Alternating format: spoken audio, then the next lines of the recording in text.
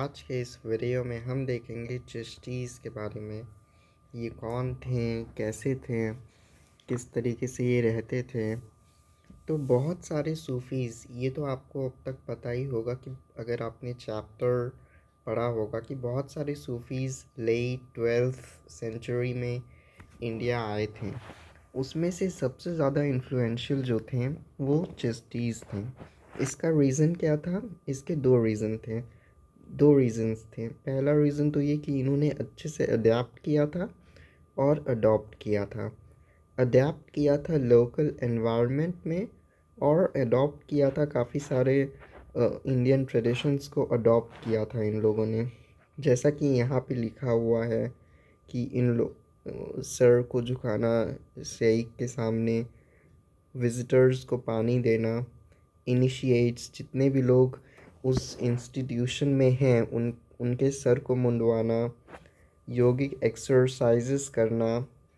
और ये सारी चीज़ें ये दिखाती हैं कि ये किस तरीके से लोकल ट्रेडिशंस में घुल गए थे, मिल गए थे। अब बात करते हैं खनक की कि खनक में लाइफ कैसी होती थी। तो खनक एक सेंटर था सोशल लाइफ का। तो खनक होता क्या है? खनक एक धर्मशाला जैसा होता है जिसको हम हॉस्पिस भी कहते हैं। जैसे शेख निज़ामुद्दीन औलिया यहाँ पे हैं, उनका डेथ दिल्ली में हुआ था 1325 में। ये मैप वर्क में पूछा जा सकता है और आई गेस पूछा भी गया है, तो ये काफ़ी ज़्यादा ज़रूरी है। तो इनका जो खनक था वो यमुना के किनारे था। एक जगह है गियासपुर, दिल्ली के पास, वहाँ पे था। अब खनक में क्या क्या होता था? खनक में काफ़ी सारे छोटे कमरे होते थे, जैसा कि यहाँ लिखा है। एक बड़ा सा हॉल होता था जिसको जमाते खाना बोलते थे, जहाँ पे इनमेट्स और विजिटर्स रहते थे और प्रे करते थे। इनमेट्स में कौन कौन होते थे?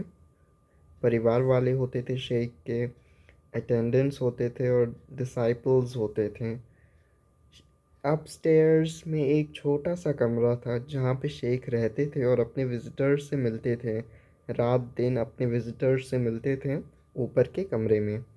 एक वरांदा था और कई बार विजिटर्स में रेफ्यूजी भी होते थे जो कि रेफ्यूज सीख करने आते थे, क्योंकि उनको इन्वेजन का डर लगा रहता था। एक बार क्या हुआ कि मंगोल के इन्वेजन का डर लगा कई लोगों को, तो उन लोगों ने रेफ्यूजी सीख किया कनक में ही।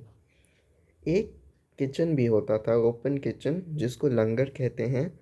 और ये चलता किस पे था? चैरिटी पे चलता था, अनसॉलिसिटेड चैरिटी पे चलता था ये। अब बात करते हैं विजिटर्स की। तो काफ़ी सारे लोग, डिफरेंट वॉक्स ऑफ लाइफ के लोग मिलने आते थे, जैसे soldiers, slaves, singers, merchants, poets, travellers, rich, अमीर, गरीब, हिंदू, योगीज़, ये सारे के सारे लोग मिलने आते थे शेख से। दूसरे लोग हो गए जैसे पोएट्स हो गए अमीर हसन सिद्दी, अमीर खुसरो। कोर्ट हिस्टोरियंस हो गए जैसे जियाउद्दीन बरानी। ये सब आते थे, शेख के बारे में लिखते थे। और ये तो आई गेस आपको पता ही है कि ये लोग किस तरीके से इंडियन ट्रेडिशन को अडॉप्ट कर किए थे।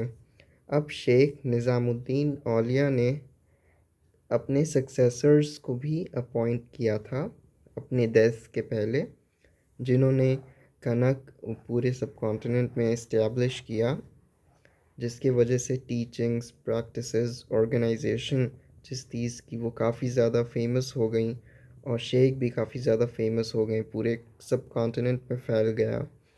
और इसी के वजह से बहुत सारे लोग पिलग्रिमेज टूर्स करते थे श्राइन पे, यानी उन्हीं जगहों पे। और उनके स्पिरिचुअल एंसेस्टर्स के श्राइन्स पे भी पिलग्रिमेज टूर्स करते थे। तो आज के लिए बस इतना ही। Please like, share and subscribe to my channel. और प्लीज़ सजेशन दीजिए कि मुझे कैसे पढ़ाना चाहिए और ज़्यादा बेटर तरीके से मुझे पढ़ाना चाहिए। अभी के लिए गुड बाय।